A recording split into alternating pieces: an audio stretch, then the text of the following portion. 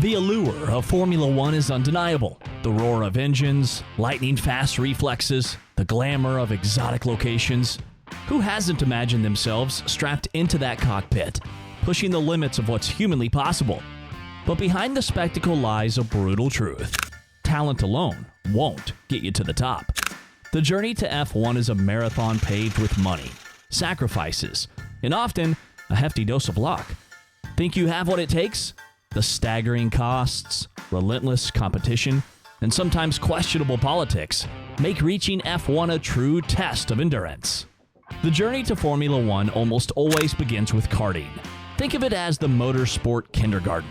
Those tiny, screaming machines are where future champions cut their teeth, learning racecraft, car control, and the mental toughness needed for high-stakes competition. Many F1 legends like Lewis Hamilton or Ayrton Senna started karting as young as 6 or 7. It's crucial to get in early, as those formative years shape a driver's instincts and lay the groundwork for everything that follows. But here's where the dream starts to collide with reality. Karting can be deceptively expensive. Sure, buying a used kart and getting started at a local track might seem manageable, but as ambitions grow, so do the costs. Top-level competition means new equipment, frequent travel, specialized coaching. We're talking tens of thousands of dollars per year. Suddenly, that childhood hobby starts looking like a small fortune. And then there's the elephant in the room, politics. Even at the karting level, money talks. Wealthy families can buy their kids the best gear, access to exclusive tracks, and the most sought-after coaches. This doesn't guarantee success, but it creates an uneven playing field where raw talent isn't always enough. Young drivers quickly learn that F1 isn't just a sporting contest, it's a financial arms race. Of course, there are exceptions. Some drivers defy the odds with sheer determination and support from local sponsors. Karting scholarships exist, but they're highly competitive.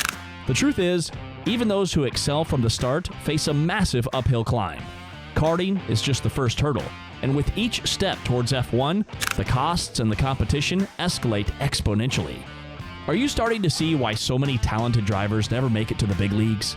The path to F1 is littered with the broken dreams of those who simply couldn't afford to continue, or those who saw their skills eclipsed by better-funded rivals. Karting might be intense, but it's a mere warm-up compared to the leap into single-seater Formula cars. Around 15 or 16, if a driver is showing serious promise, the next logical step is F4, Formula 4. Consider F4 the gateway to the professional racing world, with series like the ADAC or Italian Championships being popular choices. This is where the dream of F1 starts to crystallize, or crumble under financial pressure.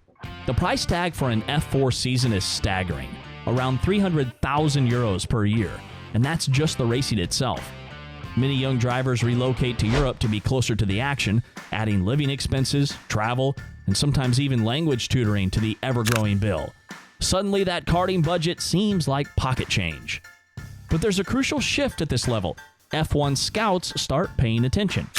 F4 is where teams begin to spot potential future stars. This isn't just about lap times anymore. Drivers need to demonstrate maturity, the ability to work with engineers, and the mental resilience to handle intense pressure. Think of it as a high-stakes job interview, where the prize is a potential ticket to the most exclusive sport on the planet. Here's where things get even more complex. Young drivers who catch the eye of F1 teams might be offered a place in a driver academy. These programs, run by the likes of Ferrari, Red Bull, or Mercedes, promise support and potential pathways to F1. Sounds like a dream come true, right? Not so fast. Even academy drivers often need substantial financial backing. And, as we'll see later, getting into an academy is no guarantee of reaching F1 itself. If karting was the warm-up and F4 the trial run, FIA Formula 3 is the make-or-break moment.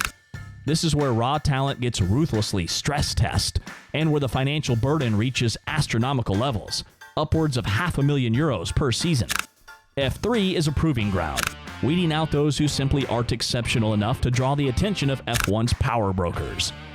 Let's talk about pressure. F3 cars are a significant leap in speed and complexity compared to F4.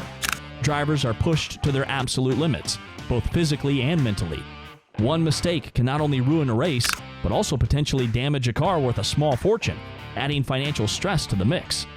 This is the stage where future champions separate themselves from the pack. Then there's the elusive dream of driver academies. Programs like the Red Bull Junior Team or the Ferrari Driver Academy offer the tantalizing prospect of support, financial, technical, and a potential pathway to F1. But here's the sobering reality. Even academy drivers rarely get a free ride. Most still need substantial backing, whether from family or independent sponsors, to cover the immense costs of competing. Take Oscar Piastri, recent F2 champion and 2023 Alpine F1 driver. Despite being highly rated and part of the Alpine Academy, finding the budget for his F2 seasons was a constant struggle. This illustrates that even with an academy support, the financial burden remains immense. The final hurdle before F1 is Formula 2. Think of it as the waiting room for the big leagues. Winning F3 earns you entry, but the cost is astronomical, anywhere from 1 to 3 million euros per season. To stand out here, you need more than just speed. You need consistency, adaptability, and the ability to perform under the constant scrutiny of F1 teams who are on the hunt for their next star hire. Many drivers get stuck in F2 for years, their dreams slowly fading as the financial strain becomes unbearable. The path to F1 is getting narrower, steeper, and more expensive with each step. You've survived karting, excelled in F3, and maybe even clawed your way to the top of F2. Now the pinnacle of motorsport seems within reach, but the cruelest twist of fate awaits. In the world of Formula 1, talent is often not enough. Money, politics, and sheer luck play a disturbingly large role in who gets that coveted seat. Let's talk about the uncomfortable truth. Some F1 drivers essentially buy their way in. Lance Stroll, son of billionaire Lawrence Stroll, who owns the Aston Martin team, is a prime example. While talented, his immense financial backing undeniably smoothed his path to F1. It's been estimated that Stroll Sr. spends around 30 million euros per year to support his son's career. That kind of funding distorts the competition, making it almost impossible for equally skilled drivers without wealthy backers to break through. Even the seemingly golden ticket of an academy spot comes with caveats. Take the Red Bull program. It's renowned for producing stars, but also for its cutthroat environment. Limited seats at AlphaTauri, their junior team, create fierce internal competition. Drivers like Pierre Gasly and Alex Albon find themselves demoted or dropped entirely despite strong performances, illustrating that even academy support doesn't guarantee an F1 future. F1 itself is a world of unstable teams, shifting regulations, and backroom deals. Promising careers can be derailed overnight if a team folds, sponsors pull out, or if a driver simply falls out of favor with the powerful figures who decide their fate. Money, connections, and the fickle nature of luck often decide who straps into that coveted F1 cockpit. Perhaps the future holds change.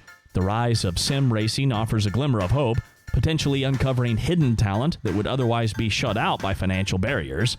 But for now, Formula 1 remains a sport where your bank account often matters more than your lap times.